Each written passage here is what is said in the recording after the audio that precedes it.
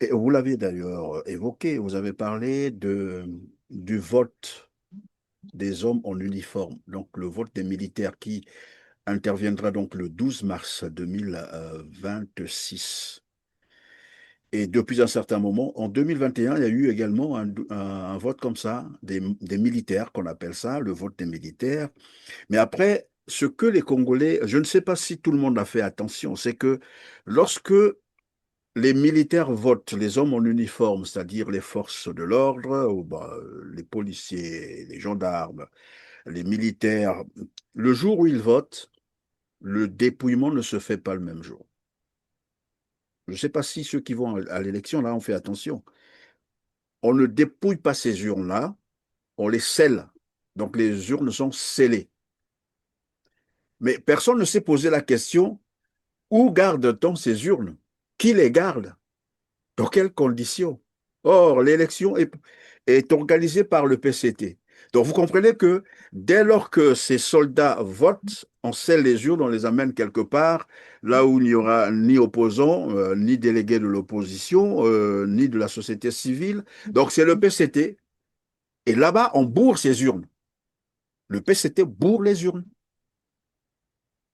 Et on attend donc le deuxième jour du vote, qui est le jour du vote des civils. Donc, pour cette année, ça sera le 15. Le 15, après que les hommes en uniforme ont voté, non, oui, ils ont voté le 12, le 15, ce sont les civils. Mais le civil, c'est qui? C'est celui qui n'est pas en uniforme. Ça veut dire que les mêmes militaires là, qui sont en uniforme le 12, reviendront voter le 15. Ben, cette fois-là, en civil, on ne saura pas quand tel est militaire ou non, parce qu'ils vont présenter les cartes d'identité. Mais vous savez, cette affaire, les cartes d'identité au Congo, on en a vu, là, ça circule. Vous avez 3, 4, 5 cartes d'identité avec un même visage, la même photo, mais les noms différents. Donc, au Congo, et ce n'est un secret pour personne, sinon j'allais dire, c'est un secret de Polichinelle. Au Congo, on vend même des passeports aux étrangers, et on en a vu. Et combien de fois la carte d'identité? Bon, après, on ne sait pas quelle est la pièce qui va justifier, c'est-à-dire l'authenticité de la personne qui viendra voter, mais ces cartes se vendent comme du pain. On appelle même les étrangers à qui on fait faire les cartes d'identité pour qu'ils aillent voter. Donc, ces mêmes soldats qui ont voté le 12, les urnes scellées, bourrées quelque part, parce que personne ne surveille ça, ils reviennent le 15 pour voter. Voilà une élection, ce que les Congolais appellent une élection. Or, nous savons qu'un scrutin se tient en un jour. En un jour. Quand un scrutin se tient en 2, 3 jours, ce n'est plus un scrutin. C'est déjà faussé. Et généralement, c'est une stratégie de vol, de fraude. Tout le monde le sait. C'est toujours bien de se référer à l'histoire. Tout à l'heure, vous avez rappelé la mobilisation du général Jean-Marie Michel Mokoko, mais aussi d'André Okombi-Salis. On a vu comment ces leaders ont mobilisé, qui avaient même gagné dans les urnes, mais curieusement qui se retrouvent en prison aujourd'hui. Et c'est là que moi je reviens sur la question. Comment eux entendent-ils protéger leurs résultats quand on sait que ceux qui ont mobilisé presque tout le Congo, avec tout ce que nous avons vu tout à l'heure dans les images, comment eux feront-ils devant Sassou Nguesso qui ne lâchera jamais et qui est là par la force? Il n'y a pas une solution miracle. Hein. Je ne sais pas, peut-être qu'ils ont une solution miracle qui va tomber du ciel, comme certains disent que Nzamba Kosala, Dieu va faire. Mais ici, nous sommes dans le concret. Nous sommes dans le concret. Déjà, on sait qu'un tyran n'organise pas les élections. Il organise des coups de force. Déjà, en tant qu'humain, en tant qu'une personne qui a la raison, déjà, dès lors que je sais qu'un tyran n'organise pas les élections, donc nous devons en emprunter une autre voie qui est même plus légitime que la voie des urnes, parce que le droit, notamment à la liberté, c'est arracher sa liberté, c'est un droit qui est légitime. Et sachant qu'un tyran prend en otage une population, un peuple, mais partir aux élections, aux urnes, et dire pouvoir sécuriser ces urnes-là en sachant que le tyran met en place une stratégie, la stratégie qui est née au lendemain de 2016, le vote par anticipation, ça on doit se le dire, le vote par anticipation, c'est une stratégie mise en place parce que ces gens-là, quand ils iront, entre guillemets, voter, ce sont les mêmes qui iront voter le 12, ce sont les mêmes qui reviendront encore le 15 dans les bureaux de vote, non pas seulement pour voter encore, mais aussi, ça il faut le dire, mais aussi pour priver la liberté, l'expression des urnes.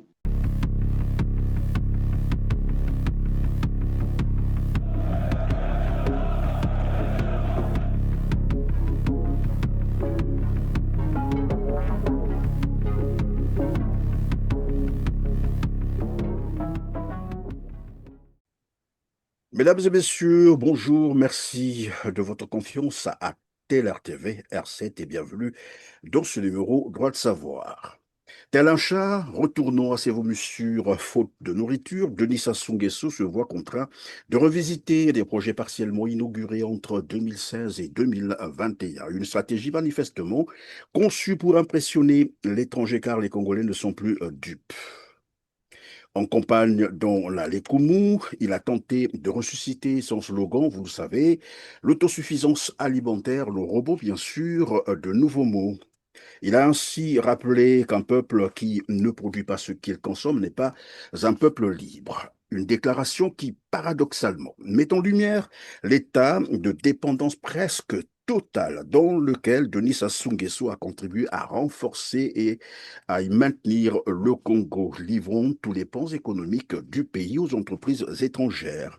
Le pays continue en effet d'importer pour plus de 700 milliards, je dis bien 700 milliards de francs CFA en produits alimentaires, un chiffre très révélateur. Lors de son passage à Pointe-Noire, vous l'avez suivi récemment, il s'est lancé dans une nouvelle inauguration du marché central, déjà inauguré une première fois dans les années 2020. Toutes ces mises en scène visent un seul objectif, préparer un braquage électoral dont le scrutin anticipé est prévu pour les 12 et 15 mars 2026. La date constitutionnelle serait normalement le 21 ou le 22 mars. Avec moi sur ce plateau, Chris Belvi-Dongui, défenseur des droits humains, pour évoquer des enjeux liés aux droits et libertés fondamentaux des Congolais dans le cadre, bien sûr, de cette élection, si tant est qu'elle en sera une. Bonjour, Chris Belvi-Dongui. Bonjour Christian Perrin, ravi d'être sur ton plateau ce jour.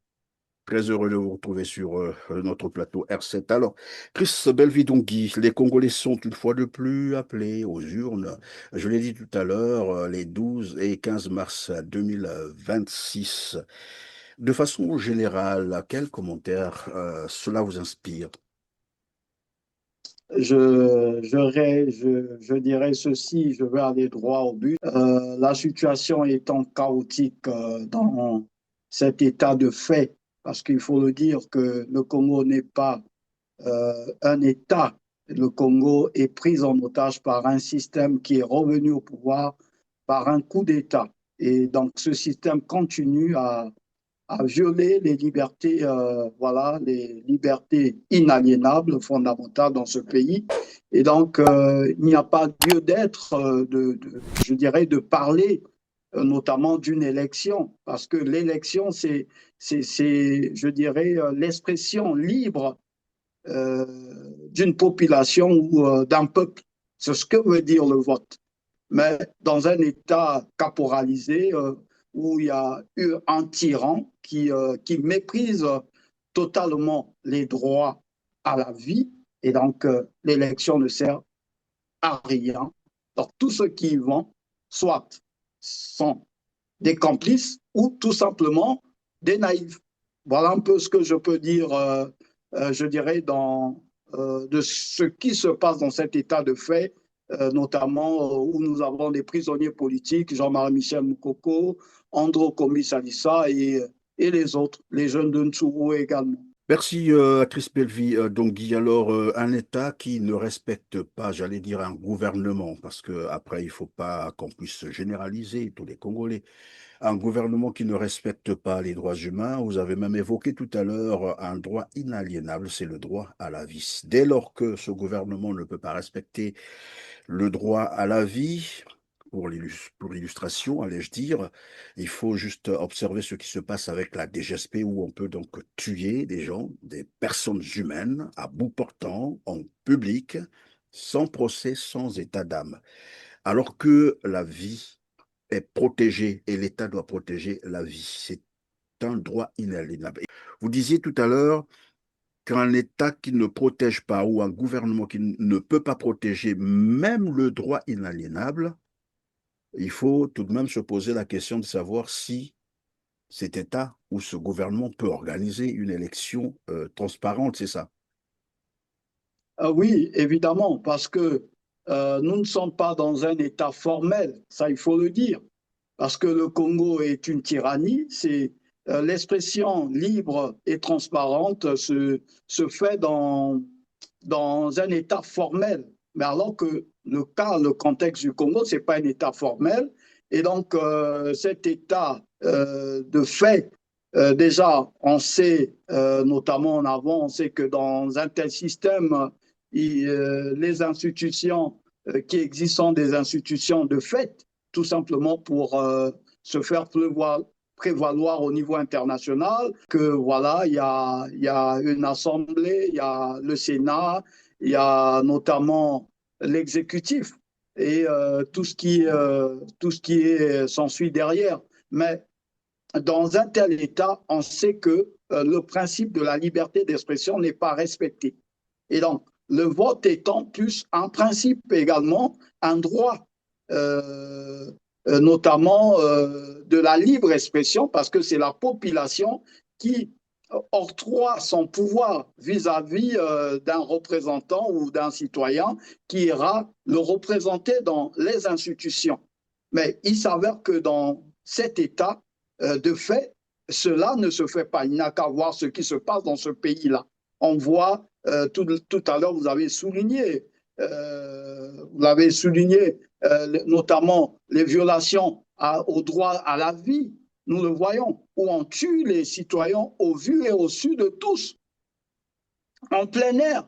Et alors que c'est une violation gravissime, notamment, notamment des droits humains, alors qu'on nous dit que le droit à la vie doit être protégé par la loi. Ce droit-là est un droit inaliénable, c'est un droit qu'on ne peut retirer à un citoyen. Donc c'est un droit qu'on est avec ce droit-là. Mais il s'avère que dans un tel État, vous avez ce droit qui n'est pas respecté, et ensuite on vient nous parler des votes, lesquels qui iront voter, n'est-ce pas?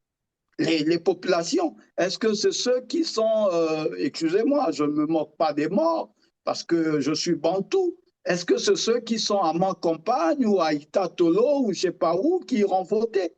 Mais c'est la population, ce sont des vivants qui iront voter. Les morts ne votent pas. Et dans un État pareil où on détruit l'humain, ben, le vote ne sert à rien. C'est tout simplement, je dirais, une escroquerie. C'est tout simplement, je dirais, un coup de force, tout simplement parce qu'on sait que ce système ne connaît pas les principes démocratiques. Déjà, Sassou à lui seul, il a violé plus de énième constitution dans ce pays. On le sait bien qu'il est le champion de violation des droits, des lois plutôt, et des droits. Et donc, dans un tel État, on ne peut pas parler des élections.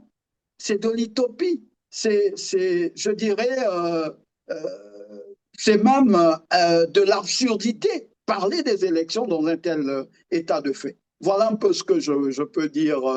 Voilà Merci, Chris en long et en Belvidogui. large. Et donc, vous rappeliez qu'un gouvernement qui viole les lois, nous l'avons longtemps dit et on ne le dira jamais assez. Vous avez rappelé que Denis Sassou Nguesso lui-même viole constamment et de manière, j'allais dire, délibérée, la Constitution, la République du Congo. Il est président de la République, dans le même temps président de son parti, le Parti congolais du travail. C'est la violation de l'article 80 de la Constitution congolaise. Les gens peuvent aller le consulter, mais il y a aussi l'article, je crois, 77, lorsqu'il prête serment pour respecter et faire respecter la Constitution. Malheureusement, c'est le même qui viole finalement cette Constitution et souvent cité dans des corruptions, voilà les cas de corruption au niveau international, de vol, de détournement des deniers publics. Alors, donc, vous disiez que Denis Sassou Nguesso n'est pas légitime pour organiser une élection. Et c'est de cela aussi que nous allons parler parce que les Congolais n'évoquent pas assez ces aspects. Nous avons ou nous aurons, comme d'habitude, hein, depuis que Denis Sassou Nguesso est revenu au pouvoir, donc la même commission d'organisation des élections, je ne sais pas comment on appelle ça, la CONEL, je ne sais pas s'ils ont changé. La Donc, CNI, commission voilà. électorale Donc, qui est dite indépendante. Voilà. tenu par un membre du Parti congolais du travail, le parti au pouvoir. Vous avez la Cour constitutionnelle où il y a Iloki, hein, un parent de Denis Sassou Nguesso. Et vous avez aussi le ministère de l'Intérieur, donc qui va sécuriser le scrutin, l'élection, donc le vote, tenu par Raymond Zéphira, qui est aussi un membre du Parti congolais du travail et qui sera certainement en collaboration avec la DGSP, la Direction générale de la sécurité présidentielle, donc la sécurité personnelle de Denis Sassou Nguesso, qui est aussi candidat à cette élection.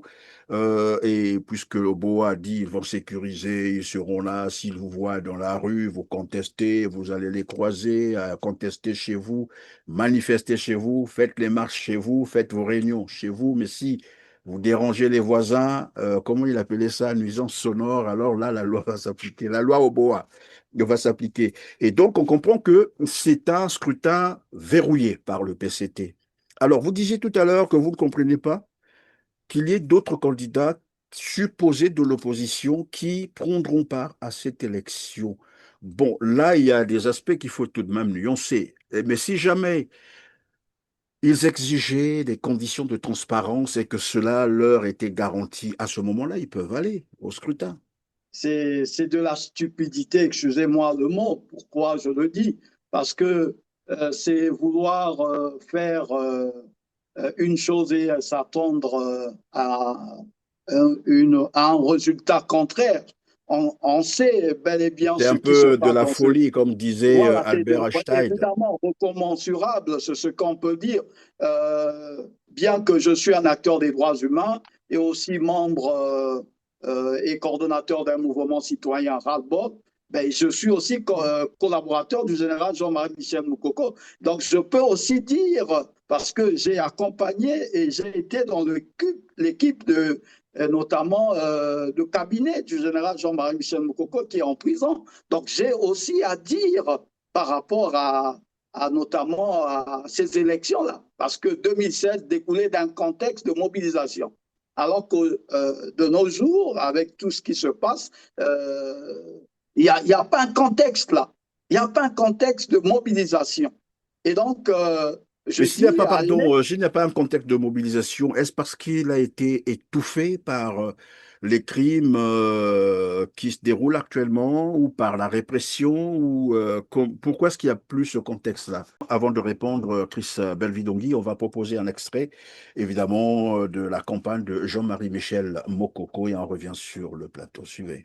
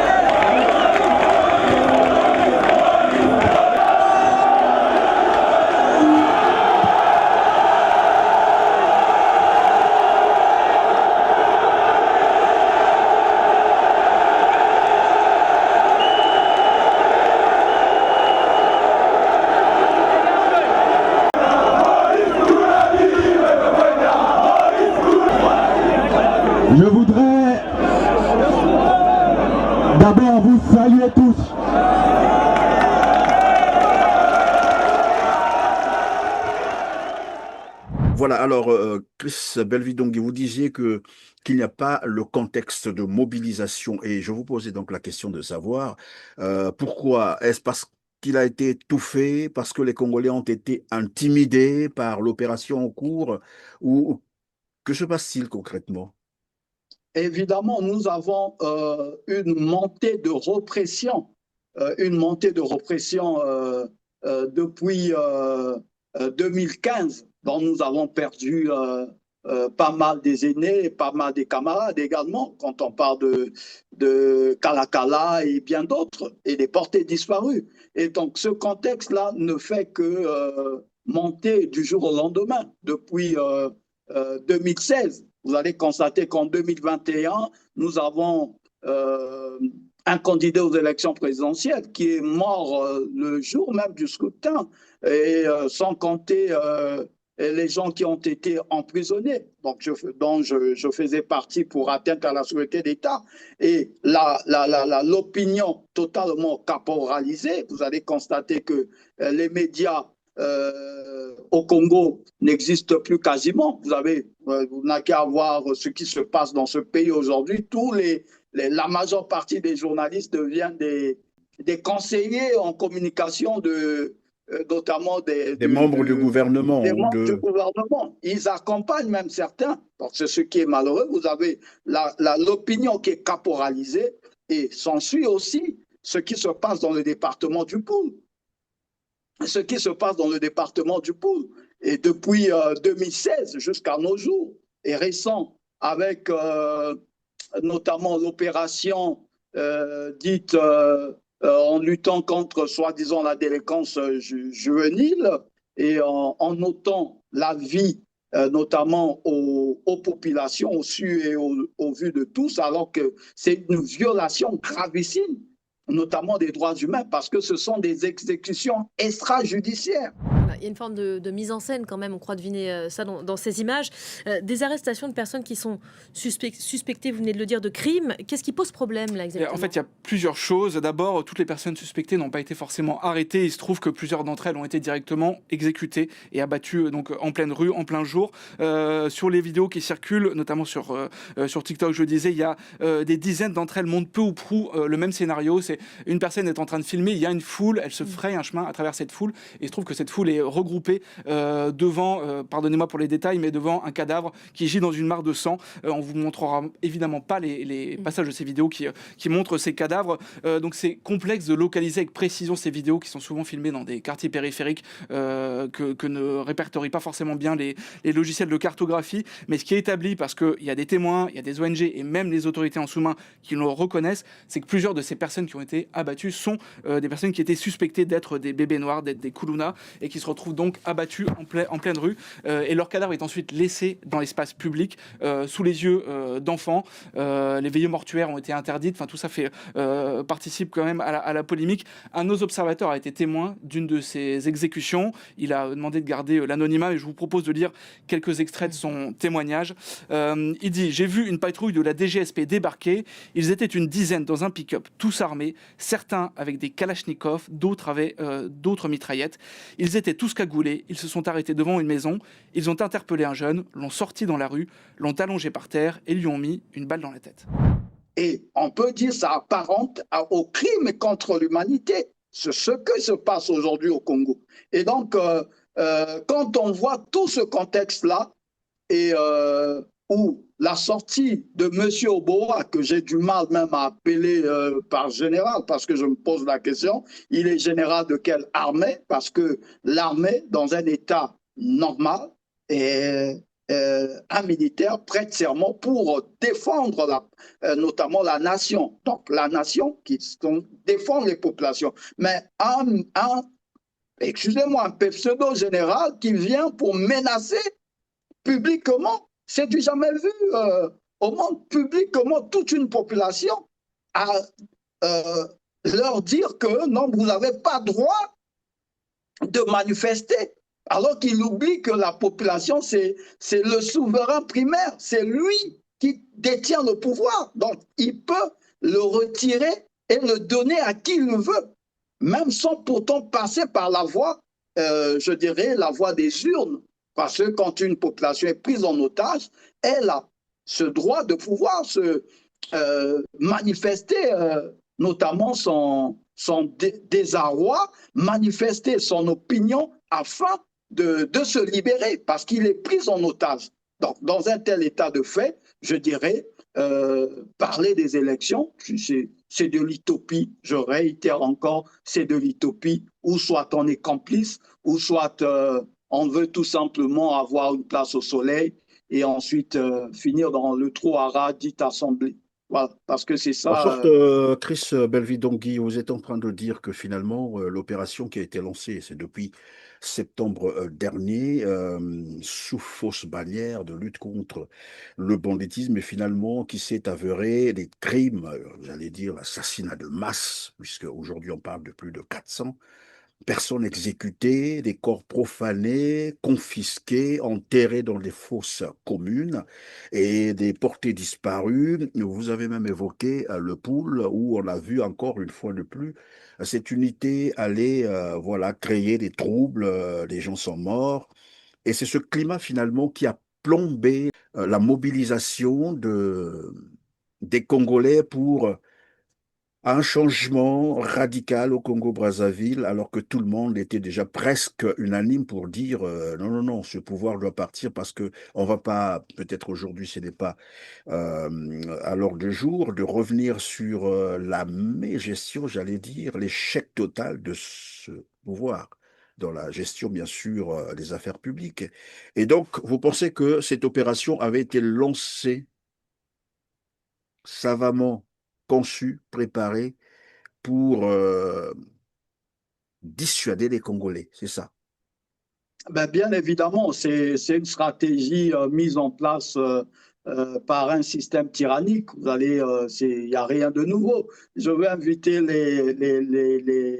mes confrères congolais, surtout les jeunes qui vont à cette élection, parce qu'ils sont de mon âge pour certains, et ou soit certains sont moins âgés que moi, à aller lire notamment cette œuvre des spin dictateurs.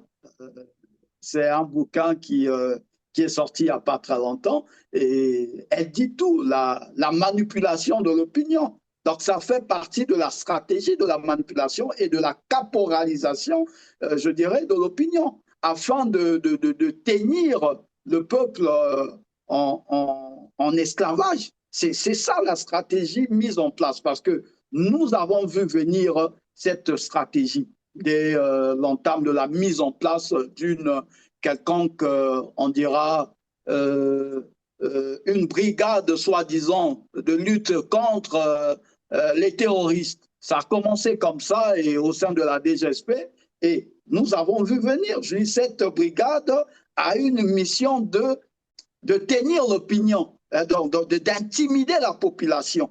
Et ensuite, après, on a vu l'opération être lancée. Mais cette opération, c'est pas pour, je dirais, lutter contre le phénomène de délinquance juvénile, parce que, il faut le dire ici, la DGSP, c'est un sous-service, je dirais, normalement dans certains pays, du ministère de l'Intérieur.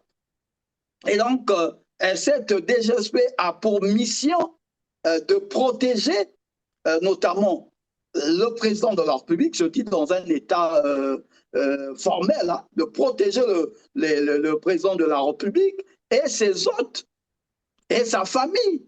Mais ce n'est qu'une sous-direction du ministère de la Sécurité. Mais vous avez dans cette... aujourd'hui, ça devient, on peut le dire ici, comme les gardiens de la révolution, ce qui se passe En Iran. En Iran. Voilà. Et donc, c'est une milice, parce qu'elle recrute, pour ceux qui sont des militaires censés, savent qu'elle recrute à son sein. Elle recrute. Elle ne passe pas par l'état-major général. Les militaires censés dans ce pays peuvent venir, si ce que je suis en train de dire, c'est faux. Ils n'ont qu'à le démontrer. Nous savons que la DGSP recrute. Elle est plus armée que l'armée nationale. Vous imaginez? Elle est plus armée que l'armée de terre, elle est plus armée que tous les groupements qui existent dans ce pays. Donc, c'est une milice qui est là, et non seulement elle regorge aussi à son sein, il faut le dire, des mercenaires qui viennent pour former ces tueurs à gages, je dois le dire. Et aujourd'hui, on sait le tort qu'il a causé à la population, parce qu'en cassant même les maisons, on nous dit l'homme doit vivre dans un environnement digne de ce nom, l'environnement où l'homme doit avoir un toit. Mais quand on prive l'homme de son toit, ce sont des familles, des milliers de familles qui ont été privées de leur toit, sous guillemets, soi-disant, entre guillemets, lutter contre les bébés noirs. Mais alors que la mission, c'était pour préparer tout simplement le passage en force. Le passage en force de M. Denis Sassou Nguesso, comme toujours. C'est un monsieur qui adore le passage en force. Il est arrivé en 79, voilà, bon, enfin, 77, il faut le dire comme ça, parce que c'est lui qui est l'auteur du coup d'État. C'est lui qui est ministre de la Défense à cette époque-là. Il devait se retrouver en prison. Normalement, quand un chef d'État, c'est lui qui assure la défense, il devait se retrouver en prison. Mais on n'a jamais vu. Mais maintenant, il revient en 97. Voilà. Si on parle un peu de 93, c'est lui qui arme Kolela. Ça, il faut le dire aux gens. La jeune génération doit comprendre que c'est lui qui crée notamment ce qui se passe en 93. Il est parmi ceux qui tirent les ficelles. C'est lui qui arme Kolela. Et donc, après, nous avons 97. 97, il est revenu avec, notamment pour détruire plus de 400 000 Congolais. Il y a un autre point que je voudrais évoquer, c'est que nous avons eu dans les années 90, dans une ancienne colonie française, le Congo, une guerre civile qui a fait 400 000 morts sur 4 millions d'habitants, c'est-à-dire 10% de la population. On n'en parle pas non plus. Nous savons ce que ça a causé. On a vu 2002, avec ce qui s'est passé, vous avez vu, il y a eu des menaces, de grâce que l'autre s'était retiré. André Milongo perd son âme, parce qu'à cette époque-là, c'était André Milongo. Et donc, André Milongo s'est retiré. On a vu 2009, pareil. Et 2015, 2016 qui est arrivé, pareil. Ce monsieur, dire que c'est un monsieur déjà qui va organiser des élections libres et transparentes, je ne crois pas, parce que dans un état de fait, c'est impossible. C'est impossible. Alors, donc, dans votre développement, ce que j'ai noté, c'est que la mobilisation des Congolais a été plombée par, évidemment, cette opération savamment orchestrée par Denis Sassou Nguesso, qui a lâché ses chiens, s'il faut le dire comme ça, dans la société pour commencer à battre les Congolais en public, à intimider tout le monde, même les politiques. Je l'ai rappelé d'entrée de jeu. C'est lui qui a dit, ce ne sont pas là des spéculations, mais ce sont ses propos à lui qui s'adressaient aux politiciens pour dire: vous voulez manifester, faites-le chez vous. Vous voulez organiser des réunions politiques, faites-le chez vous. Mais si vous sortez, vous nous croiserez dans la rue et ça sera sans état d'âme, disait Serge Oboa, que je propose donc un extrait à nos téléspectateurs et on va continuer. Suivez. Aux élections, je rappelle que j'insiste, le match se joue au stade, pas dans la rue. Dans la rue, c'est avec autorisation. Non, on dit que bon, on a fermé le stade, bon, nous on joue dans la rue. D'accord. C'est le préfet qui délivre l'autorisation. Si ce n'est pas fait, la loi s'appliquera. Sans état d'âme. Dites ça à vos parents. Dites ça à vos enfants. Dites ça à vos frères. Que la pagaille ne sera pas tolérée. La pagaille ne sera pas tolérée. Que le meilleur gagne. Ce qui est vrai. Nous qui sommes habitués à marcher, nous allons continuer la marche. Peut-être même accélérer la marche. Nous partirons. Ceux qui vont organiser les meetings dans leur parcelle, c'est leur droit. Mais si vous faites de bruit, nuisance sonore, on vient si vous arrêtez chez vous dans votre parcelle, vous dérangez les voisins. Ça sera comme ça. Donc vous faites votre choix. Tu boudes en silence dans ton cœur. Et nous on avance, j'ai dit. Voilà, Chris Belvidongui, dès lors qu'un général, qui, vous l'avez rappelé tout à l'heure, est à la tête d'une unité qui normalement répondrait du ministère de l'Intérieur, mais qui reçoit les ordres directs de Denis Sassou Nguesso, un ordre illégal en plus, parce qu'aux ordres illégaux, nul n'est tenu d'obéir. L'ordre de tuer des personnes humaines sans procès est un ordre illégal. Et donc, vous pensez que finalement, cela a plombé toute stratégie de mobilisation. Mais après, qu'est-ce qu'il faut faire concrètement? Est-ce qu'il faut se taire, rester chez soi et puis observer ce que le PCT va faire comme à ses habitudes? Nous l'avons dit, ce sera encore un braquage électoral. Le peuple restera chez lui sans rien faire, c'est ça? Non, du tout. C'est une stratégie, comme je dis, du tyran, en croyant pouvoir faire taire notamment le peuple. On dit un peuple qui a été pris de justice, c'est un peuple qui ne lâche jamais la résistance, parce que ce peuple est conscient qu'il est pris en otage. Et nous y travaillons aussi, parce que on ne mobilise qu'un peuple qu'on a organisé. Et peut-être que M. Denis Sassou Nguesso se trompe en mettant en place toutes ces stratégies, mais le peuple a toujours vaincu les tyrans. Ça, c'est clair. Donc, je dis, oui, ça peut diminuer, ça pouvait créer une certaine peur au sein de la population, mais il y a des acteurs qui ne cessent de dire aux populations aussi de se prendre en charge, parce que la liberté s'arrache.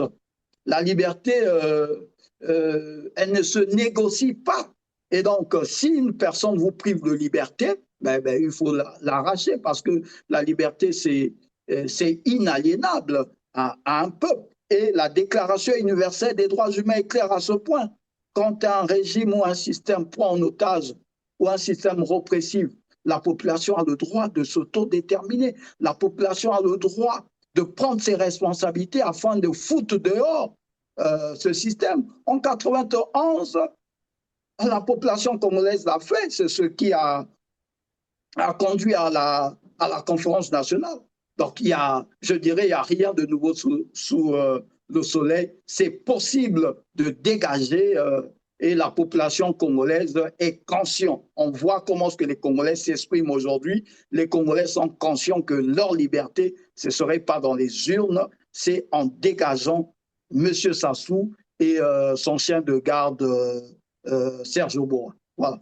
Alors, vous avez partiellement répondu à la question que j'allais vous poser tout à l'heure, mais je la pose tout de même. Vous dites le peuple congolais doit se préparer à dégager le régime Sassou Nguesso et sa garde, probablement par des manifestations, pourquoi pas, la désobéissance civile, la révolution populaire, parce que très souvent, il y a une question qui revient, oui, mais si vous n'allez pas aux élections, qu'est-ce que vous proposez? Non, une démocratie, ce ne sont pas que des élections.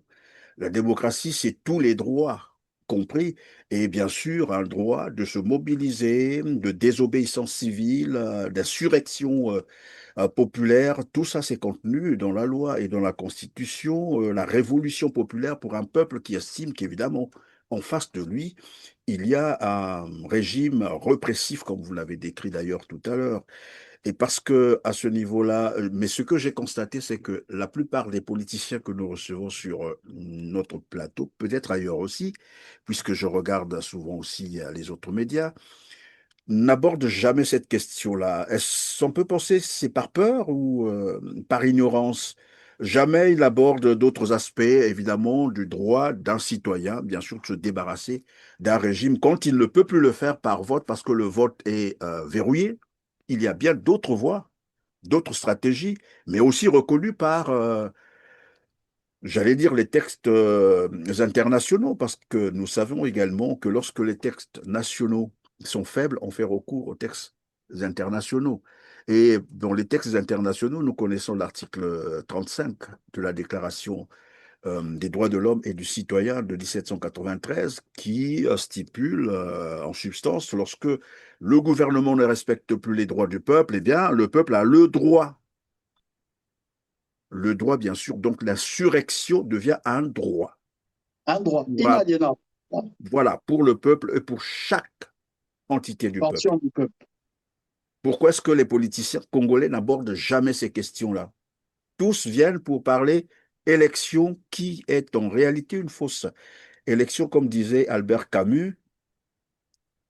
Mal nommer les choses, c'est rajouter le malheur dans le monde. Évidemment. Pourquoi est-ce que les politiciens congolais n'abordent jamais les autres questions liées aussi à la démocratie, bien sûr, puisqu'on parle soi-disant de la démocratie? La révolte, l'insurrection, par exemple, désobéissance civile, tous viennent pour parler d'une élection dont ils savent déjà eux-mêmes que ce n'est même pas une élection. Est-ce que c'est la peur? Je dirais, premièrement, qu'est-ce qui anime ces politiciens-là? Pourquoi sont-ils devenus politiciens? Parce que la politique, je dirais, c'est un engagement avant tout. Et même nous qui parlons, étant de la société civile, on n'est pas politique, on est politique. Donc c'est un engagement qu'on prend pour, comme on le dit dans le pacte relatif aux droits civils et politiques, donc tout citoyen a le droit de prendre part aux affaires de la chose publique. Et qu'est-ce qui anime ces politiques-là d'emblée? Qu'est-ce qui les anime? Et la question, partout où je parle, je ne cesse de relever cet équivoque-là.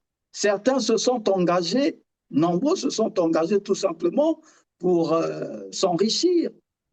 La politique devient un moyen par lequel on va s'acheter les belles maisons, avoir une vie d'opulence, voilà, avoir des maîtresses à gauche et à droite. C'est ça la politique aujourd'hui au Congo. C'est pas le sacerdoce comme certains de nos aînés, les Ange Diawara, et vous avez des gens comme Léo Pango, les Massomba Deba et les autres.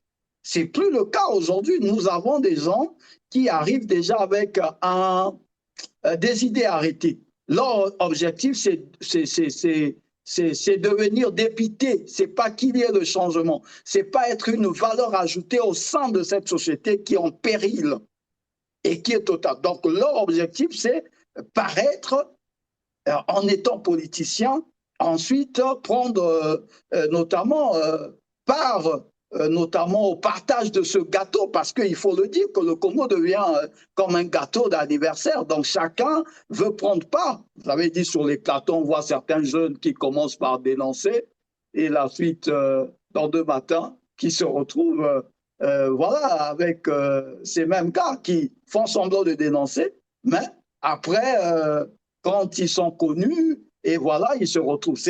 C'est comme ceux qui aujourd'hui se sont lancés candidats, je le dis honnêtement, surtout, vous avez des juristes, c'est grave. Vous avez des juristes comme excusez-moi, je dois citer des gens comme les Vivien Manangou, qui se dit, voilà, professeur du droit à l'université, mais qui vient qui pose une candidature dans un état de fait. Mais on se pose la question, où part ce monde?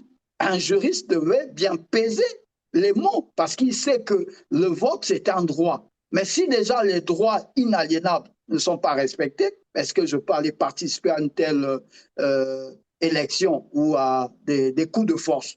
Donc, on est conscient de l'acte. Mais ou peut-être, est-ce qu'on peut penser, puisque vous avez cité Vivien Manangou, que je connais très bien, peut-être qu'il a une stratégie pour protéger ses résultats de vote. Qui sait? Quelle est la stratégie? J'ai dit en amont, on ne mobilise qu'un peuple qu'on a formé. On ne mobilise qu'un peuple qu'on a formé. c'est le moins haïssable, mais on se connaît dans ce pays. On sait qui est qui dans ce pays. C'est un petit pays où tous les Congolais se connaissent, ça c'est vrai en plus. Oui, on se connaît, on est à peine, je dirais, à peine 5 millions. Et nous avons sillonné, je dirais, dans le cadre de la société civile, les 12 départements. Mais on sait ce qui se passe dans ce pays. Mais Vivien Banangou, qui se lance là, je ne sais pas, je le dis, je sais, à moins qu'il ait des gens qui Il n'est pas seul, hein. Il y a également Ephraim Dav Mafoula qui a officialisé sa candidature. Vous avez Angios Ngambe, je ne sais pas si c'est comme ça qu'on l'appelle, qu'il me pardonne si j'ai écorché son nom. Et il y a bien d'autres aussi qui ont déjà officialisé leur candidature. À côté de ces candidatures, nous avons également noté des partis de l'opposition, comme vous le disiez tout à l'heure, ceux qui font la politique pour leur ventre.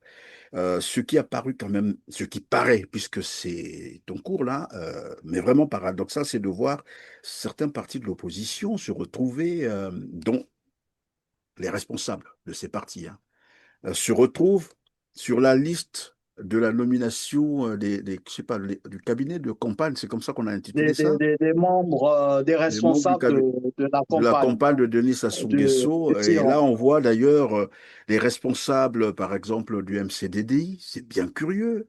Bon, l'UPADES, son premier secrétaire, si c'est comme ça qu'on l'appelle, Pascal Sassibabiala, a jeté l'éponge. Ça, c'est pour la deuxième fois déjà en 2021. Il ne s'était pas présenté. 2026 aussi, il déclare qu'il n'y aura pas un candidat à l'élection présidentielle. Lorsqu'on regarde tout ça, et vous disiez que c'est des... En fait, ils n'ont pas jeté l'éponge en tant que tel, mais c'est des gens qui probablement attendraient la récompense de leur retrait, c'est ça? Ça a toujours été ainsi, je dirais, sous les cieux d'une tyrannie. Déjà, dès lors qu'on se pose, on se dit qu'on est opposant dans une tyrannie, c'est qu'il y a quelque chose qui ne va pas. Parce que dans une tyrannie, on ne peut pas parler de l'opposition. Est-ce que tout au long de ces années-là, on a vu les manifestations des partis politiques de cette dite opposition manifester dans les ruelles de Brazzaville? Non. Bien curieusement, non. Aucun parti n'a mobilisé pendant les 5 ans. On n'a vu personne sur le terrain. Mais tout le monde veut être candidat désormais. On n'a aucune mobilisation du terrain. Déjà, vous avez la caporalisation de la liberté d'opinion. Donc la liberté même de pouvoir se mouvoir de ces opposants-là. On a vu, il y a un qui était avec nous, avec Jean-Marie Michel Moukoko, Monsieur Libongo Ngoka, qui était coordonnateur en premier de la campagne, mais qui s'est hasardé à aller aussi, qui devient aussi candidat. Je ne sais pas s'il a déjà posé, mais il s'est vu refuser l'entrée dans un département où il est natif. Oui, mais déjà à ce niveau, on va donc se poser la question de savoir, parce que moi, c'est ce qui m'intéresse beaucoup plus. Si on est incapable, en temps normal, de défendre ses droits et qu'on arrive à se faire interdire, comme vous l'avez dit, l'accès dans son propre département dont on est originaire, on n'a pas pu défendre ce droit. Alors je me poserai donc la question de savoir comment ces candidats vont-ils protéger leurs résultats? Je reviens là sur cette question qui, pour moi, est capitale. Parce que lorsqu'on va à l'élection présidentielle, c'est parce qu'on se dit qu'on a les moyens de mobiliser d'abord la population. Or, nous avons dit que c'est difficile pour eux de mobiliser. Deux, de protéger ces résultats au cas où, c'est-à-dire si on est vainqueur, comment protéger ces résultats? Comment vont-ils faire? Parce que là, ça commence à interroger. Je dis déjà, il y a une équivoque qu'il faut relever là. Le fait de parler même de protéger les résultats, c'est qu'il y a quelque chose qui ne va pas. Dans un État formel, les scrutins sont organisés, sont libres et transparents. C'est la volonté de la population qui exprime qui sanctionne peut-être une personne qui n'a pas pu les satisfaire au courant du mandat. Et donc, on ne peut plus parler de la protection, notamment, je dirais, des urnes. Non, mais au Parce cas que où ils partaient aux urnes, il ouais, y a toujours des réfractaires. On ne sait jamais. Il y a des voilà. Congolais qui vont Donc, se dire, ben non, ben écoutez, nous, on va quand même aller voter pour Tatampion. Voilà. Parce qu'il nous faut voir Denis Sassou Nguesso partir. OK, ils vont au scrutin, ils participent, ils votent. Après, bon, ils sont beaucoup plus nombreux. Ça veut dire qu'ils gagnent. Mais à ce moment-là, comment ces, ces candidats vont faire pour protéger les résultats, parce qu'il nous faut toujours référer sur l'histoire. C'est toujours bien de se référer à l'histoire. Tout à l'heure, vous avez rappelé la mobilisation du général Jean-Marie Michel Mokoko, mais aussi d'André Okombi-Salis. On a vu comment ces leaders ont mobilisé, qui avaient même gagné dans les urnes, mais curieusement qui se retrouvent en prison aujourd'hui. Et c'est là que moi, je reviens sur la question. Comment eux entendent-ils protéger leurs résultats quand on sait que ceux qui ont mobilisé presque tout le Congo, avec tout ce que nous avons vu tout à l'heure dans les images, comment eux feront-ils devant Sassou Nguesso qui ne lâchera jamais et qui est là par la force? il n'y a pas une solution miracle, là. Je ne sais pas, peut-être qu'ils ont une solution miracle qui va tomber du ciel, comme certains disent que Nzamba Kosala, Dieu va faire. Mais ici, nous sommes dans le concret. Nous sommes dans le concret. Déjà, on sait qu'un tyran n'organise pas les élections. Il organise les coups de force. Déjà, en tant qu'humain, en tant qu'une personne qui a la raison, déjà, dès lors que je sais qu'un tyran n'organise pas les élections, donc nous devons en emprunter une autre voie qui est même plus légitime que la voie des urnes, parce que le droit, notamment à la liberté, c'est arracher sa liberté, c'est un droit qui est légitime. Et sachant qu'un tyran prend en otage une population, un peuple, mais partir aux élections, aux urnes, et dire pouvoir sécuriser ces urnes-là en sachant que le tyran met en place une stratégie, la stratégie qui est née au lendemain de 2016, le vote par anticipation, ça on doit se le dire, le vote par anticipation, c'est une stratégie mise en place parce que ces gens-là, quand ils iront, entre guillemets, voter, ce sont les mêmes qui iront voter le 12, ce sont les mêmes qui reviendront encore le 15 dans les bureaux de vote, non pas seulement pour voter encore, mais aussi, ça il faut le dire, mais aussi pour priver la liberté, l'expression des urnes, parce que ce serait, après ils seront déployés sur l'ensemble du territoire. C'est ça la stratégie du tyran. Donc derrière, vous avez la DGSP comme tu as su le dire, la DGSP va notamment se déployer, comme ils l'ont fait déjà, parce qu'ils sont dans le département du Poul, il faut le dire, jusqu'à présent. À Kinkala, ils sont là-bas depuis 2016.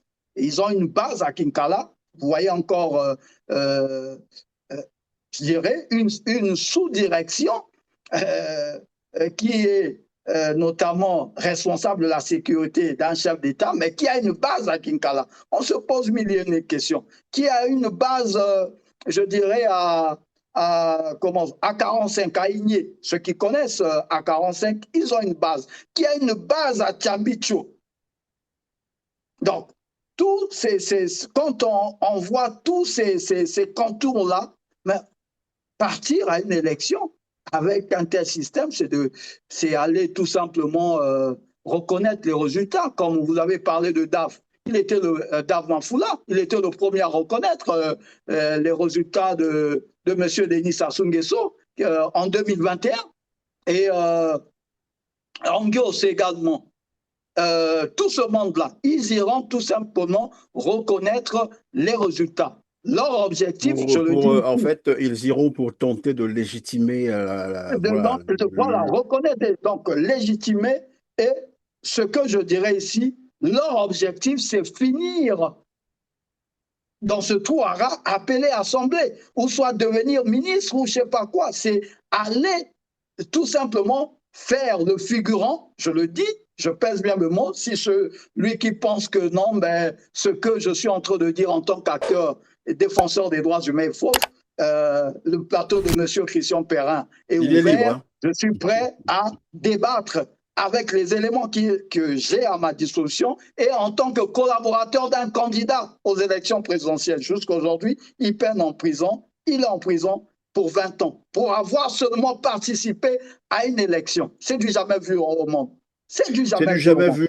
Pardon, Chris Belvidongui, vous venez d'évoquer là deux aspects qui sont très intéressants, qu'il faut peut-être aussi, il faut qu'on échange là-dessus, parce que vous reveniez sur la DGSP qui a des bases un peu partout ailleurs dans le pays, alors que c'est une petite unité qui devrait répondre du ministère de l'Intérieur, notamment sa mission, tout le monde le sait, sa mission, hein, voilà, essentielle, c'est la sécurisation du président de la République et ses proches, voilà, et aussi sa famille, quel que soit le président de la République. Mais là, on a bien, c'est pas l'impression, c'est une conviction, c'est plutôt une milice de Denis Sassou Nguesso, et nous l'avons tous suivi. Denis Sassou Nguesso est apparu au grand public pour dire que c'est lui qui est ordonné, voilà, ces massacres qui sont en cours, et il a même rappelé qu'il avait déjà initié une telle opération dans le Pool. Or, dans le Pool, on suppose que c'était une opération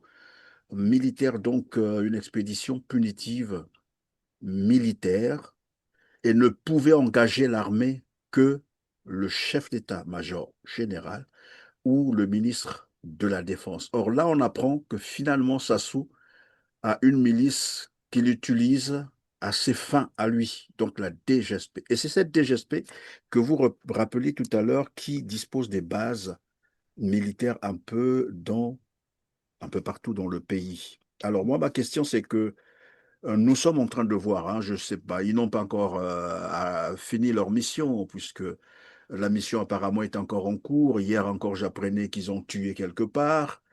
Et donc, cette unité, cette milice qui opère dans un pays soi-disant démocratique et qui a des lois, et l'armée ne dit rien, c'est-à-dire le chef d'état-major général ne dit rien, le ministre de la Défense ne dit rien, donc Serge Bois peut engager des opérations militaires à travers le pays, l'armée se tait, les institutions se taisent, après on se pose donc la question de savoir, puisque cette unité a même dit qu'elle va sécuriser les votes. Et c'est tout normal que les Congolais ne sortent pas. Ou même ceux qui vont sortir, c'est des gens à qui on va aller donner un petit 2000 pour faire, comme qui dirait, voilà, bonne figure. Mais sinon, les Congolais ne sortiront pas. Déjà, si l'armée ne peut pas sécuriser les citoyens dans le contexte de ce que nous sommes en train de vivre maintenant, la question sera comment est-ce que cette armée, cette police, cette gendarmerie pourrait-elle sécuriser les Congolais? Toute la question est là. On n'est plus en République, là, on n'est plus, l'État n'existe plus. Et dans ce contexte, on ne peut plus parler, comme vous l'avez dit, d'élection. Ce n'est plus possible. Ça, c'est clair. J'ai même parlé des bases par-ci, par-là. Mais la stratégie de construire les palais présidentiels dans tous les À chaque départements, municipalisation, c'est une stratégie qui part dans ce sens-là. La stratégie de mettre les pistes d'atterrissage, ça, il faut le dire ici, ce n'était pas pour l'intérêt des Congolais. C'est une fois que les populations vont se lever, ce dernier a la possibilité de faire décoller des avions avec ces milices-là et atterrir. Mais pendant ce temps, pendant que je suis là en train de vous parler, mais vous avez la DGSP dans tous les départements. Il y a des groupes. Dans la Bwenza, vous avez à Madingu, ceux qui connaissent, là, qui sont vers ce palais, à Madingu, toutes ces maisons qui sont autour, soi-disant construites même par Oboa. Oboa a même des maisons là-bas qu'il a construites et entre guillemets qu'il fait, entre guillemets, louer à l'État. Vous imaginez lesquels qui habitent là-bas? Ce sont les éléments de la DGSP. Vous avez Adolizi, pareil, à Pointe-Noire, au bord de la côte sauvage, au bord de la côte là. Vous avez un palais là-bas, il y a un détachement des hommes importants là-bas. Pareil à Ouesso, au Rwanda, pareil. Dans la cuvette, je dirais, ouest aussi, pareil. Mais ces gens-là, ils vont là-bas pour faire quoi?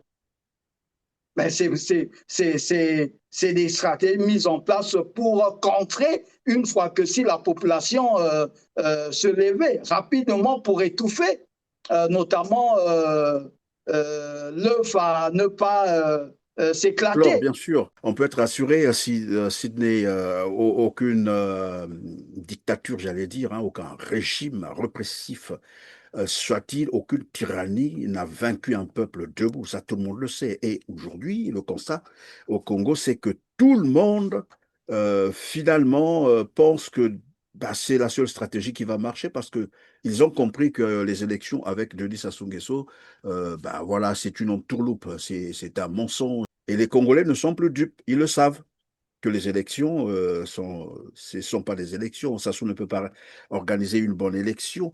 Et donc, il faut s'attendre qu'il y ait des mouvements, pourquoi pas, de révolte, d'insurrection au Congo désormais. Et ce n'est pas exclu, nous l'avons dit que c'est démocratique, voilà, lorsqu'on est en face d'une tyrannie. Et donc, ma question, c'était aussi de savoir à l'allure où vont les choses. Puisque tout le monde est convaincu désormais que Denis Sassou Nguesso ne peut pas organiser une élection transparente, démocratique, équitable. Jamais. Il ne le pourra, parce qu'il ne gagnera jamais cette élection, et que c'est un régime répressif. Est-ce qu'on peut finalement penser que les Congolais pourront basculer dans la résistance?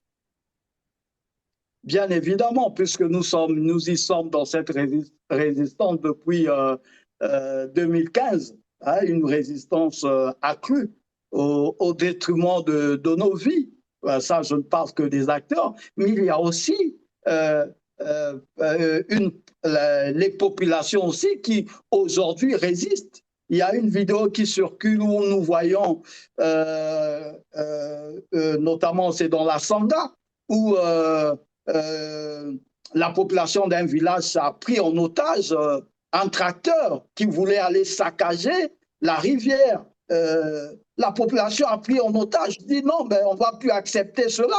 C'est l'unique rivière qui nous reste. Le reste a été saccagé par notamment les enfants des ministres. Voilà, Pierre Auba, et par les enfants de Sassou, par lui-même Sassou. Donc, cette fois-ci, nous, on ne va pas l'accepter. C'est la dernière ressource qui nous reste, l'eau potable qui nous reste. Le Poclin que vous voyez là, le Poclin là a été arrêté ce matin par nous, la population de Megobe. Parce que Megobe, c'est un village du district de Swanké, département de la Sangha, République du Congo. Voyez-vous, les Poclins viennent ici nous dévaster. Toutes les rivières sont finies. On dit que c'est l'État qui les envoie. Aucun bénéfice pour nous à Megobe. Pas d'école, pas d'eau potable, pas de tout. On est là. Est-ce que ce que le gouvernement l'a fait, est-ce que c'est bien? Voilà, arrêter le Poclin là parce que trop c'est trop. Ils veulent aller dans une petite rivière que nous, on se débrouille. On va aller nourrir les enfants. Comment? Comment on peut s'organiser maintenant à trouver 1000, 2000? Alors, il n'a qu'à aller aussi dans la cuvette, comme le pouvoir là appartient au Kumboshi là. Il n'a qu'à aussi aller piller là-bas. Pourquoi dans la Sangha? Finalement, c'est qu'elle laissait aller. Vraiment, on est fatigué des Chinois. On est fatigué, les enfants des ministres qui prennent les permis donnés aux Chinois pour venir piller chez nous. On est fatigué. Le Poclin là ne peut pas se déplacer. C'est ça, mes amis, je crois que c'est tout. Donc, si nous avons déjà une population qui commence à dire, même les jeunes gens, des jeunes, imaginez, ça est arrivé, tout à l'heure vous avez parlé du plan quinquennat. Quand Sassou lance le plan quinquennat, moi j'étais à peine né. Je suis né en 86. Imaginez aujourd'hui, je suis né en février, donc j'ai 40 ans en pige là. J'ai 40 ans en pige. Donc imaginez, et aujourd'hui, c'est le même Sassou qui vient nous parler encore de l'autosuffisance alimentaire, qui vient encore voilà, pour embrouiller. C'est tout simplement... Oui, pendant que voilà. vous parlez de sa visite dans l'allée Koumou, on va proposer un reportage y relatif.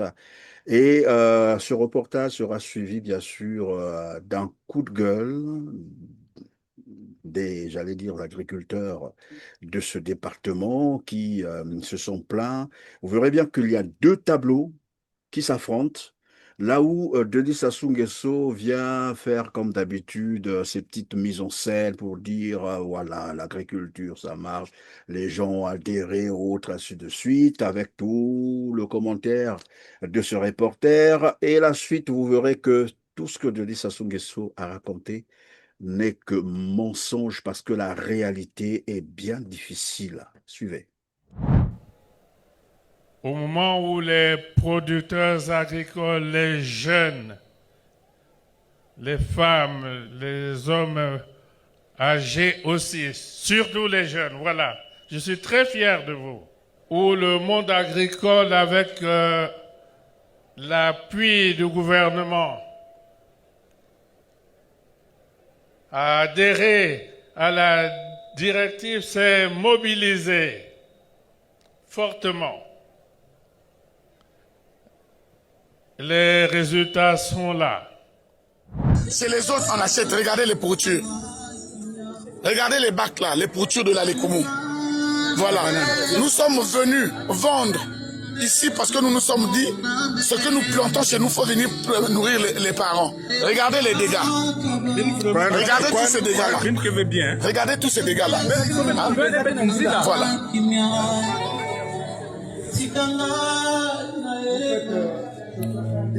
Toi qui voulais parler, qui voulais faire ton petit numéro dans le groupe là, que c'est pas le groupe des agriculteurs, mais c'est pas aussi ton groupe, c'est pas le groupe des fonctionnaires. Regardez les dégâts là de la Lékoumou. Regardez tout ce que nous avions amené, regardez ça. Vous voyez le stock des ananas là? Voilà, mais si on est venu ici parce que c'est pour venir démontrer que nous dans notre département nous plantons. Regardez, les maniocs sont arrivés depuis le 3. Regardez comment les maniocs durcissent. Regardez les sacs de manioc.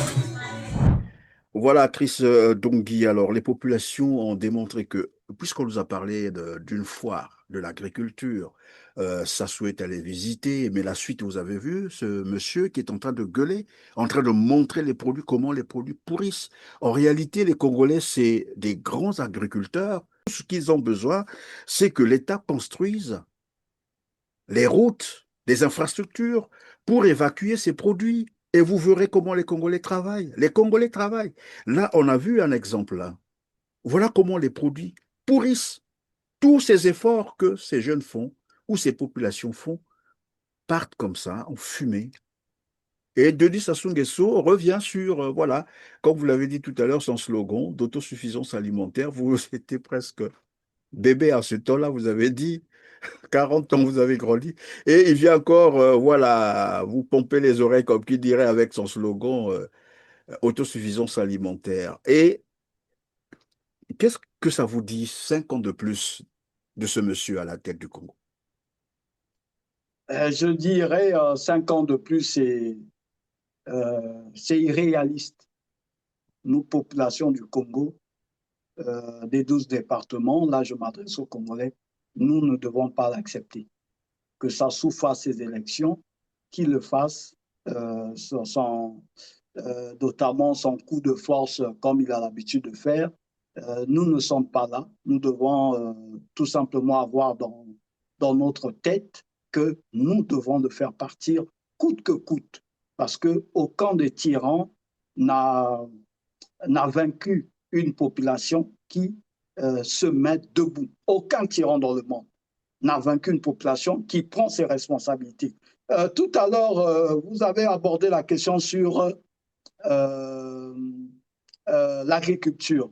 Mais autour de ça, il y a toute une chaîne de valeur. Comment est-ce qu'une population qui n'a pas un pouvoir d'achat peut pouvoir se permettre de bien se nourrir?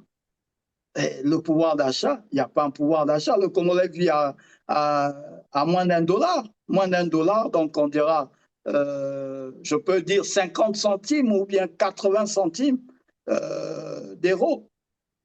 Donc le Congolais, alors qu'ici, avec 80 centimes, vous n'avez même pas une baguette. Même pas une baguette, parce que la baguette coûte au moins €1,20. Mais on vous dit moins $1 le Congolais. Et ce sont lesquels qui vont acheter ces denrées alimentaires. Les retraités n'ont pas. Vous avez des gens qui font 58 mois d'arriéré, 97 mois d'arriéré. Quand on parle de 58 mois d'arriéré, c'est déjà pratiquement 5 ans. Mais vous avez tué. Donc derrière, il y a des familles qui sont détruites. Il y a aussi le fameux phénomène bébé noir. Et c'est ce que les gens ne savent pas. Quand un père n'est plus à capacité de nourrir ses enfants, mais les enfants vont se retrouver. Ben, c'est dans la rue que les enfants vont se retrouver. La congolaise est une société qui, malheureusement, depuis de longues années, n'a pas évolué sur le plan de l'emploi, le plan de l'instruction, sur le plan social. Vous allez remarquer que notre société a un problème de pauvreté et un problème d'épanouissement au niveau des familles. Je vous prends un exemple simple. Un retraité a aujourd'hui 50 mois sans pension. Les retraités ont dans leur maison plusieurs générations. Leurs fils, fonctionnaires, qui parfois ont des problèmes de paiement. Leurs petits-fils, étudiants, qui n'arrivent pas à trouver un emploi, qui vont dans l'armée. Certains sont morts à Ornano. Donc c'est une société qui est malade à plusieurs niveaux. Mais tout cela est dû à la gestion politique. Parce que ce sont les politiques qui établissent les programmes au niveau de la société. Et lorsque les programmes ne sont pas bien définis, on a l'impression aujourd'hui que rien ne marche. Pourquoi il y a des taxis-motos dans notre société? Parce que la municipalité, les gouvernements n'ont pas pu d'améliorer le système de circulation dans notre pays. Notre pays n'a pas de tram. Notre pays a des routes cassées. Notre pays a des endroits où il est difficile d'accéder. Donc, il est difficile. Et maintenant, les gens créent de l'emploi par rapport à la misère nationale. Comme l'État ne crée pas les routes au niveau de Simbapel et dans certains quartiers de Brazzaville, eh bien, certains jeunes aujourd'hui sont devenus conducteurs de taxi-moto, ce qui n'est pas mauvais. Mais cela veut dire que la société n'évolue pas par rapport à l'augmentation de la population. Donc, il y a plusieurs faits de société. Pour moi, la pauvreté ne justifie pas tout, mais c'est lié à cela. Le manque d'emploi, le chômage massif crée tous ces phénomènes-là. On nous dit l'État, dans sa mission régalienne, a le droit, l'obligation d'assister les familles. Nous le voyons ici, on voit dans des pays organisés, l'État a l'obligation d'assister les familles. Mais si déjà dans un état de fait, les familles ne sont pas assistées, on détruit les maisons, on détruit les familles, croyez-vous que c'est les votes qui seront respectés? Attendez. Donc tout ce que nous voyons, tout simplement, c'est une machination, ça on doit se le dire. Un humain qui est conscient, qui a sa conscience en place, comme au Congo, on est tous des intellectuels, parce que être intellectuel, c'est avoir cette capacité de résonance, de mieux qualifier comme qualifier un fait, qualifier notamment un problème, afin de trouver une solution adéquate.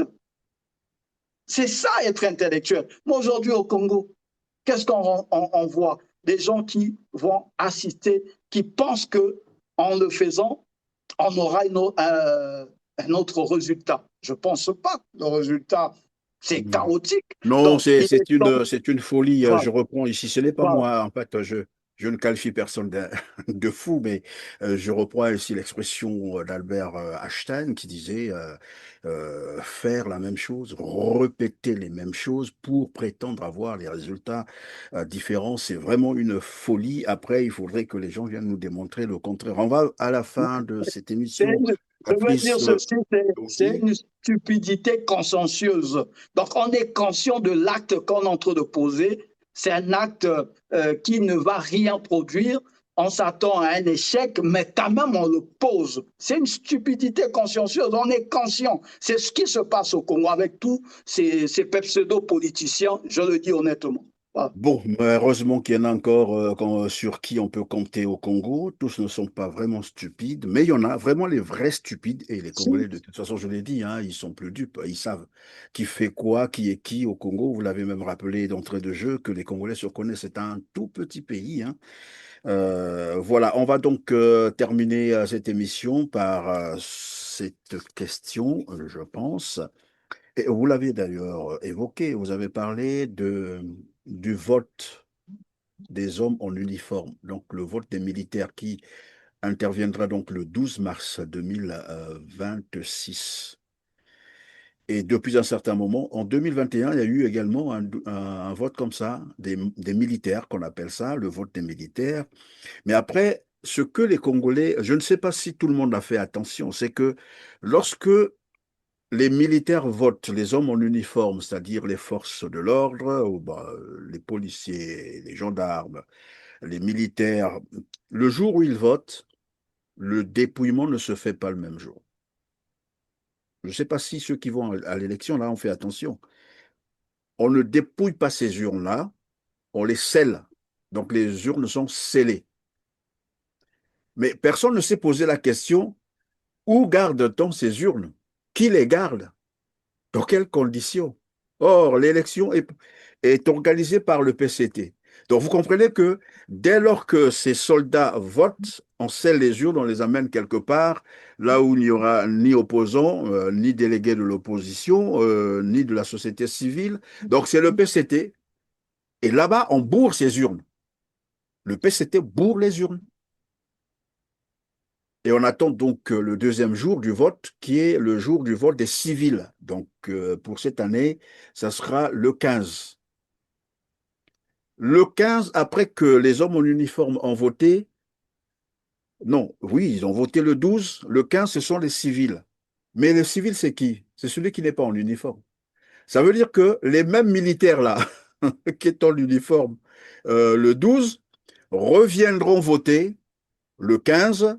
Ben, cette fois-là, en civil, on ne saura pas qu'un tel est militaire ou non, parce qu'ils vont présenter les cartes d'identité. Mais vous savez, cette affaire, les cartes d'identité au Congo, on en a vu, là, ça circule. Vous avez 3, 4, 5 cartes d'identité avec un même visage, la même photo, mais les noms différents. Donc, au Congo, et ce n'est un secret pour personne, sinon j'allais dire, c'est un secret de polichinelle. Au Congo, on vend même des passeports aux étrangers, et on en a vu. Et combien de fois la carte d'identité?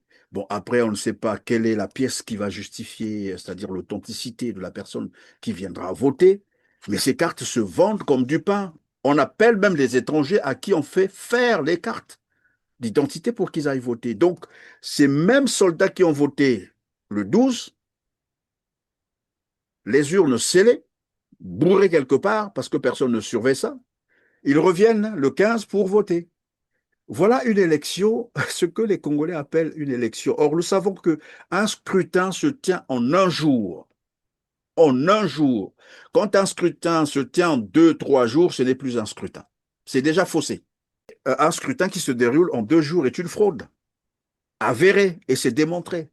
Voilà une élection comme celle-là. Et bon, je n'en veux pas à ces gens, parce que vous l'avez d'ailleurs répété ici, chacun est libre. Hein.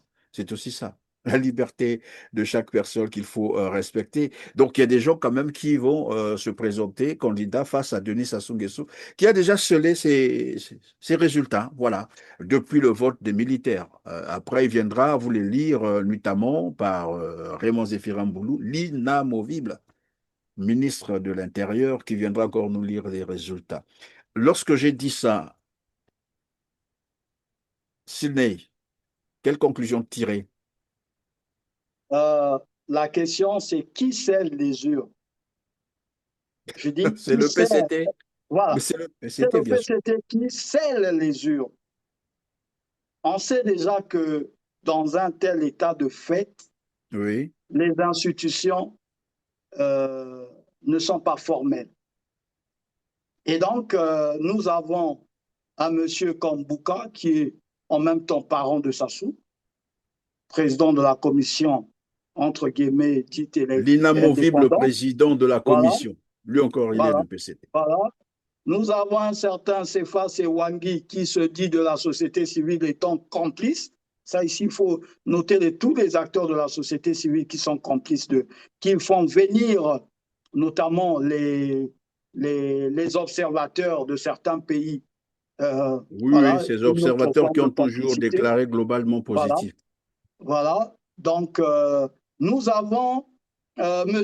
Iloki.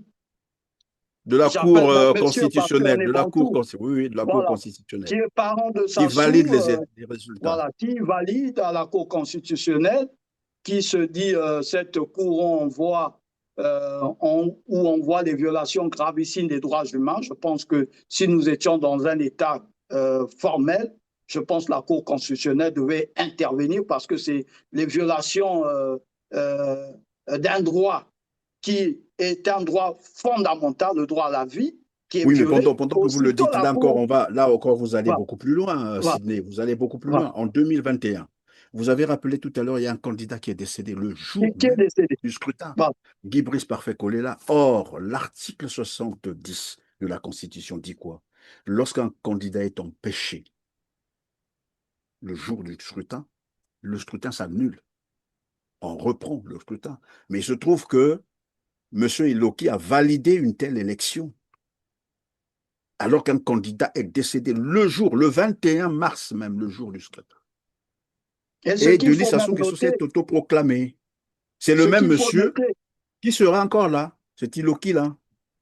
Ce qu'il faut noter, il était absent au dernier jour de son meeting. Absent, totalement absent. Là déjà, ça relevait quelque chose d'anormal. Donc, et ensuite, il décède le même jour du scrutin. Donc, M. Iloki vient quand même déclarer M. Sassou Nguesso vainqueur. Et nous avons M. Mboulou. Qui est M. Mboulou? Qui est Zéphirin Mboulou?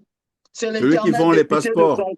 Voilà. Monsieur Mboulou vend les passeports aux jeunes filles de l'autre côté. C'est l'éternel député qui a toujours 100% dans sa circonscription. Il est membre du bureau politique du PCT.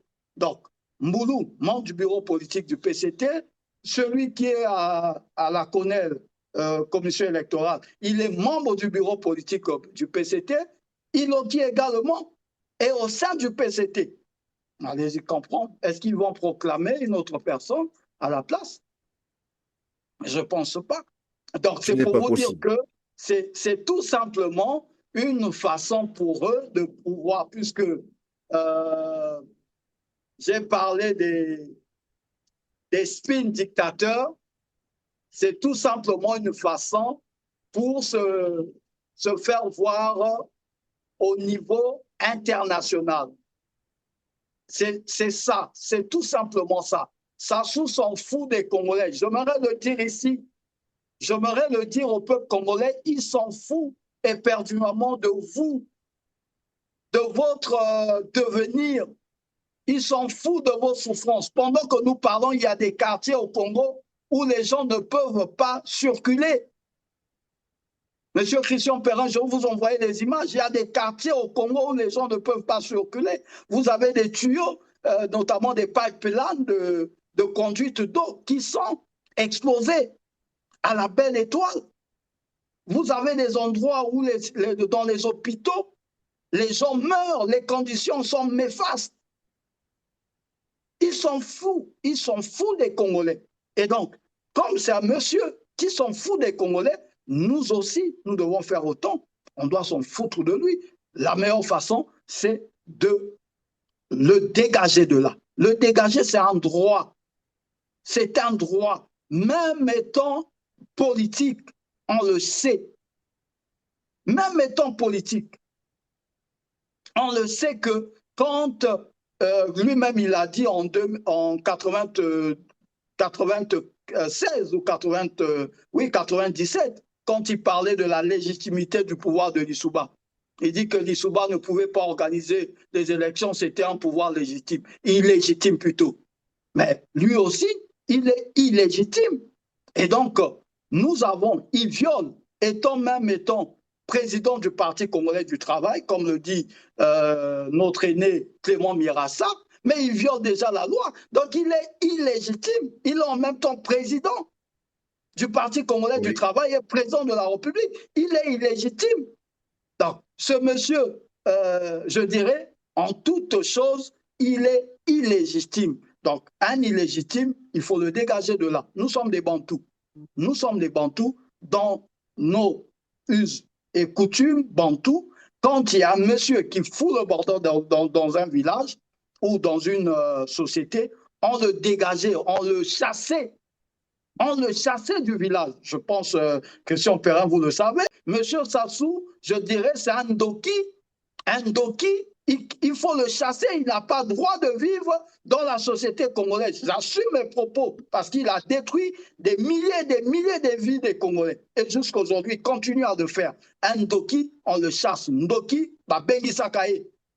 Négocier qu'un Ndokité. J'aimerais parler dans cette langue de. Bien voilà, sûr, les langues pour bien se vernaculeurs. faire comprendre. Oui. Bengi Saka Ndoki, na boala. Betke ba Bantou. Donc, Moutuke Salaka Imbi. Yombi est revenu à l'époque, en 91, sur cette question-là, ou dans un pays, dans les us et coutumes, où le vol était quelque chose de méprisable dans la société, on vous bannissait de la société. Aujourd'hui, ça devient quelque chose de normal, où le criminel, c'était une personne qu'on ne pouvait pas, qu'on méprisait dans la société. Aujourd'hui, il se balade, il se dit, il le dit ouvertement, moi, j'ai détruit les vies. Sassou l'a dit. Au lycée, je dirais au lycée de Talangaï, quand il est allé inaugurer, il dit c'est moi qui ai envoyé la DGSP aller foutre le bordel dans le pool. Et nous voyons avec les jeunes, les maisons détruites, c'est lui qui a donné l'ordre. Donc ce monsieur est illégitime. C'est un monsieur que nous devons mettre hors d'état de nuire. Chris Belfi donc dit c'est bien d'évoquer tout ce que nous avons évoqué tout à l'heure, mais après les gens reviendront pour vous dire mais écoutez, venez sur place au Congo pour vous battre ensemble avec les Congolais. Souvent c'est ceux qui sont à l'étranger et vous gueulez depuis l'étranger, sur les réseaux sociaux en plus, on ne vous voit pas sur le terrain. Qu'est-ce que ça vous dit?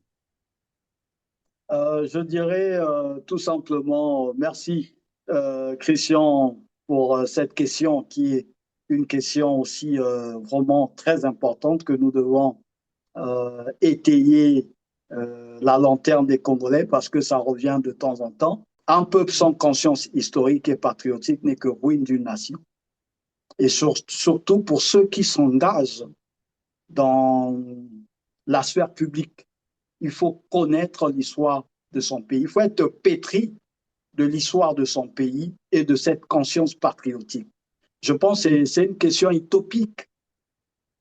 Nous avons vu les grandes luttes dans le monde, je dirais dans le monde. Si nous partons du Congo, on a vu la lutte du MPLA face aux envahisseurs. Mais Agostino Neto n'était-il pas au Congo?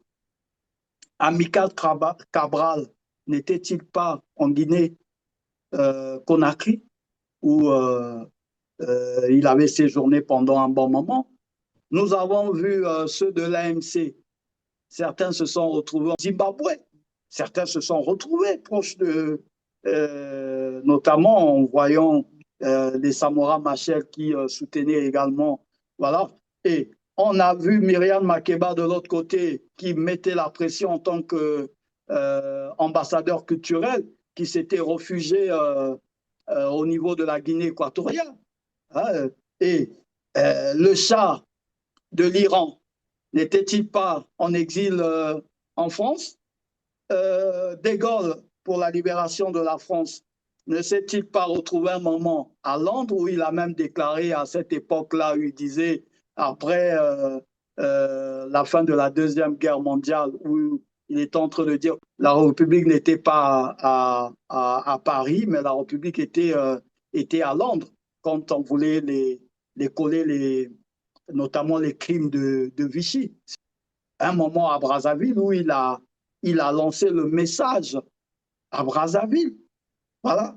Et donc, aujourd'hui, le fait de se retrouver à l'extérieur... Et le Congo a abrité aussi, à un moment donné, il faut peut-être le rappeler, les militants du Frélimo, qu'on appelait ça, je crois, qui ont lutté pour la Mozambique, oui. De la Namibie, voilà, la Namibie. Mais ils ont séjourné, ça il faut le dire. Les Namibiens ont séjourné là, tout en résistant.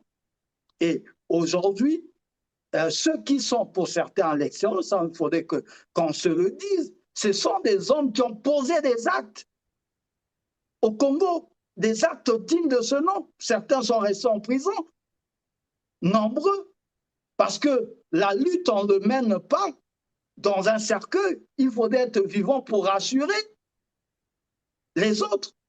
Mandela, pour les autres, là, en tenue. Mais s'ils n'étaient pas vivants, Mais ça devait aussi, hein, quelque part, diminuer la ferveur de cette population.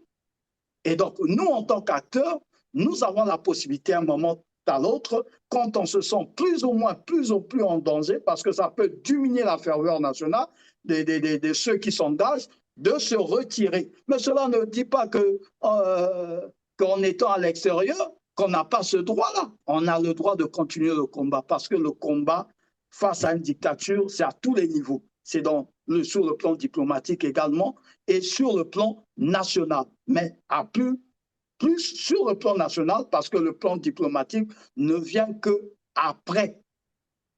Donc, tous ceux qui le disent, je pense que sont des gens qui se sont engagés. Honnêtement, c'est pour leur ventre. Ça, on doit se le dire.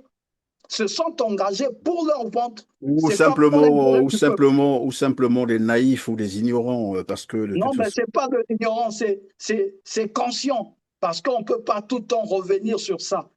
Parce que si on n'a pas la connaissance historique, comme le disait Ange Jawara, Bakekolo et Oluka et les autres, perdent leur âme, malgré qu'ils reposent aujourd'hui dans une fosse commune au cimetière de la Tiémé, il le disait, la conscience historique et la conscience patriotique en est une chose quand on s'engage dans la sphère publique. Si vous n'avez pas cette conscience-là, vous allez foutre le bordel, vous allez détruire un pays. Donc, Voilà, voilà. malheureusement, c'est le temps qui arrive, voilà, à la fin. Et voilà, il faut aussi rappeler, pour tout illustrer, hein, prenez juste l'image d'un match de football. Tout le monde n'est pas sur l'aire de jeu. Il y en a qui sont sur les gradins, il y a voilà, des coachs qui sont tout autour pour dire aux joueurs, faites ceci, faites cela. Et voilà comment se gagne aussi un match comme dans la lutte politique. Tout le monde n'est pas appelé à être forcément sur place. Il y en a qui réfléchissent, évidemment. Il faut des gens qui réfléchissent à l'extérieur pour, comme qui dirait, insuffler les stratégies pour lutter sur place. Et c'est comme ça que ça fonctionne. Ça ne sert à rien de revenir pour dire vous êtes là-bas à l'étranger. En fait, oui, à l'étranger, il y a des circonstances, tout normal. Il faut d'abord se mettre dans un milieu où on est voilà, à même de réfléchir, de bâtir des stratégies. C'est ce que fait la diaspora congolaise. De toute façon, l'objectif, c'est de libérer le pays. Qui n'est pas pour la libération du Congo? En fait, c'est la question qu'on va vous poser. Qui est ce Congolais qui ne voudrait pas voir le Congo être libéré dans l'état où il se trouve actuellement? Si vous n'êtes pas complice de la dictature ou de cette tyrannie, je ne sais pas. Où est-ce qu'il faut vous placer? Et nous sommes arrivés à une situation où un Congolais ne peut plus dire moi je ne fais pas la politique, c'est pas mon affaire. C'est pas vrai. Le Congo est en otage, est pris en otage. Et là, le Congo a besoin de toutes ses filles et de tous ses fils pour le libérer. Ne pas le savoir, comme on l'a dit tout à l'heure, soit on est ignorant, mais soit on est complice du malheur qui est en train d'être d'arriver au citoyen, Congo. c'est avoir droit dans cette cité. Donc, on n'est pas politique. Donc, on est, Voilà. voilà. Si on est citoyen, c'est... Voilà. Malheureusement, c'est ce qu'on Donc, écoute. cet argument ne tient plus. Voilà, ça ne tient plus pour dire je ne fais pas la politique, je ne veux pas me mêler. Non, ce n'est pas de la politique. Il faut libérer le Congo. C'est une lutte qui doit engager tous les enfants congolais. Sur ce, Chris Belvidongui, en tout cas, merci d'avoir été avec nous sur R7. Grand merci d'avoir répondu à mes questions. Je vais donc vous quitter, mesdames, messieurs, sur cette petite note d'Antoine Tambatamba qui a participé à la conférence sur les droits de l'homme à New York. C'est cela. Et on se retrouve très prochainement. Merci. Message au président des États-Unis d'Amérique. Monsieur le Président Donald Trump, président des États-Unis d'Amérique, je me tiens aujourd'hui sur le sol des États-Unis d'Amérique pour attirer solennellement votre attention sur la situation dramatique que traverse mon pays, le Congo-Brazzaville. Depuis plus de 42 ans, le peuple congolais vit sous le régime de M. Denis Sassou Nguesso. Un régime que nous considérons comme dictatorial et criminel. Les libertés fondamentales sont bafouées, les droits humains systématiquement violés et la population civile est victime de répression sanglante. Des Congolaises et des Congolais sont assassinés de jour comme de nuit les opposants politiques sont emprisonnés, persécutés et parfois exécutés. Nous alertons la communauté internationale sur le fait qu'un génocide silencieux est en cours au Congo-Brazzaville. La milice fidèle au pouvoir en place agit sans pitié contre les citoyens qui manifestent pacifiquement pour réclamer leur liberté, leur dignité et leur droit à l'alternance démocratique. Notamment face à la perspective d'un 8e mandat présidentiel de M. Denis Sassou Nguesso. Monsieur le Président, nous vous exhortons à braquer vos regards sur notre pays. Le peuple congolais aspire au changement, à la justice et à la démocratie. Nous croyons en votre attachement au principe selon lequel chaque peuple doit pouvoir vivre librement sur sa terre. Donc, on est ici vraiment devant le building de Donald Trump, ici aux États-Unis d'Amérique, où il y a une très grande manifestation devant le Trump Tower, ici sur la 5e avenue à Manhattan. Voilà. Donc nous sommes là devant Donald Trump Tower.